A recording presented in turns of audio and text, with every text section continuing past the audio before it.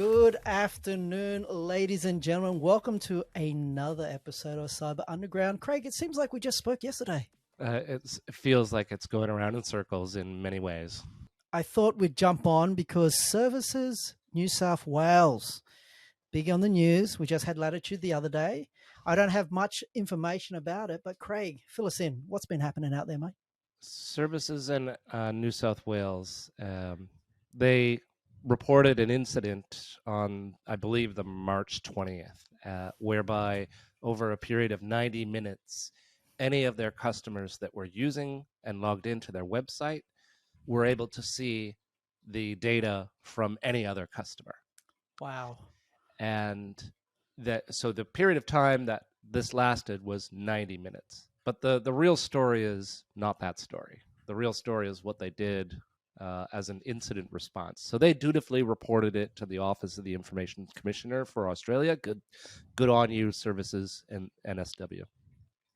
However, they came out and said publicly that they were not breached, even though 3,700 customers were able to see the data of any other customer at Services New South Wales. So that includes driver's license details, first name, last name, home addresses, children's names, and not children's driver's license. I'm sure they'd want that. And so they're claiming that this is not a breach.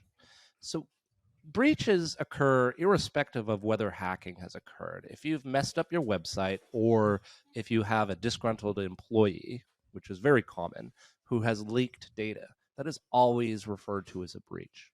Right. So it's interesting because I sent you a meme the other day of the whale breach, right? As soon as the whale hits past the water and it splashes, it's a breach. Yeah, there you go. Does a whale breach in the woods? No, that's the bear, right? But the whole point is, if it happens, it doesn't mean that it's necessarily bad or good. It's just it happened. Correct. Yeah, and it doesn't really cater to how it happened. It doesn't matter at that stage. And here's the thing that really kills me. And it is that Services NSW had a mega cyber hack breach in 2020. So they were literally hacked, and 187,000 customers' data was released into the wild. Okay, so it was stolen, and all the data that they handle, which comprises all of the services that cover what they do as a organization, as a governmental organization, was stolen. And so here's the thing: is that your customers' data that was leaked a couple weeks ago, that was 3,700 people who actually were logged in at that time. But the risk was all of their customers, basically the entirety of the New South Wales population. And so the implications of this breach and the steps that they took to respond to it, absolutely catastrophic, could have been catastrophic. That just so happened it was only 3,700 people that happened to be logged in during that misstep. Well, yeah, I'm gonna take this down to, I'm a consumer, and I go to a lot of my family and my friends go to me, well, what should I do? And I said, you should always assume that your data is already out there in the world, right? So if you think about your data already, what do you need to do to protect yourself? Like if you think about Google, it's listening to you all the time. You know, how many times have you taken your photo of your passport on your phone to remind you, you know, what's happening, or you're taking a photo of your immunization for your kid. My daughter's going to Malaysia very soon. My wife sent it to the mother-in-law, and is she secure? So always assume it's already out there in the world. I suppose the reason why I'm saying that is now is the onus on the business to fix the way that they hold the data, and also they ratify. So would a system where, you know, one government entity has your ultimate identity work, like Service New South Wales? No, it doesn't. It's proven not to. Right? So, and then what happens then if everyone uses FIDO?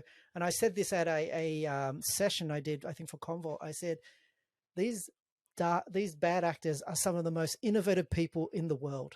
If there's a way that they can make it more innovative by making it more efficient or harder or more interesting or more emotionally aware of what you're doing, they will get you. And I'm not saying that from a fear perspective, but you see the way that they slightly change the malware or slightly change the phishing attack. That tells you that they're watching and they're hearing what you're doing out there. So I don't know if this war can be won, even if everyone picked up FIDO, my friend. I know that's a really strange perspective to take, but even if we took it on, someone will find a way to hack it. So it's an arms race. We always talk about this, yeah. What's your thoughts? True. The stakes are high for an attacker that's going to send their million plus phishing emails in an automated fashion. They can fire and forget. They can do it all day.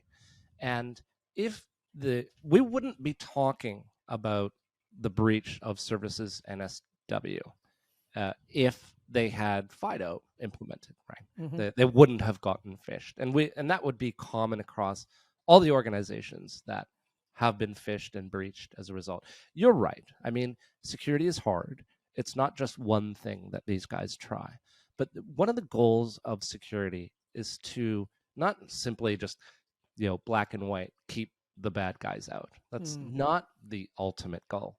The actual goal is to make it extremely hard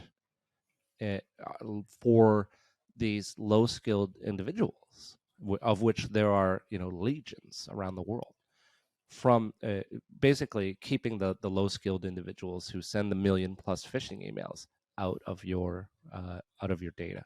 Mm-hmm. I'm not saying FIDO is necessarily the panacea. However, I'm saying that most organizations are breached using phishing. So you can categorically eliminate that whole area or that risk if you're implementing technology that supports, combating that risk, right? Yeah, I'm going to challenge everyone on here. I think we report back on the news and do these small chats. I think our next one should be, in what situation should a customer deploy a certain technology to stop a certain way? I think we have an onus for the people who watch us and also industry as well. I think to give a baseline, whether, as you say, it doesn't matter which vendor, we need to educate better. Yeah, let's do that. I think that's that's what the next step. Essential 8 attempts to do. Sure. But it doesn't go far enough. It's good. I'm not definitely not criticizing it, but the Essential 8 could go a lot further. And then sitting behind the Essential 8 is what we refer to as the top 35. And it's attempts to prescriptively describe what are the baselines for you to achieve some semblance of security maturity. And it doesn't espouse any one vendor. I think that if we take it from a tech perspective, and then we take it from a business perspective, and then a legal perspective, it will give people the impetus to actually do what they need to do. And I think we get so sick of talking about breaches because it's the thing that gets the headlines, but we never talk about the remedy and possibly the cost and or optimization of business because of it. And I think we have to see the consequences. Yep. We never hear it, like once a million records have been stolen from wherever, we never hear of what happens after the fact. I mean, we probably don't even know. Team, I think we've harbored on long enough with regards to this breach. I think the next episode, I'm serious, Craig, and we need to give our partners and our customers an understanding of the depth of the security layers we need to go into. And I think if we break that down episode by episode, what that is, I think will provide some value to our people out there. What are your thoughts? I would love that. I've seen a prescriptive list and a budget around sort of the most basic cybersecurity program. It had 32 items, and it was $30 million gets you into this, right? It wasn't one vendor. It's a whole set of technologies that work together. And that's $30 million to kind of get it all in.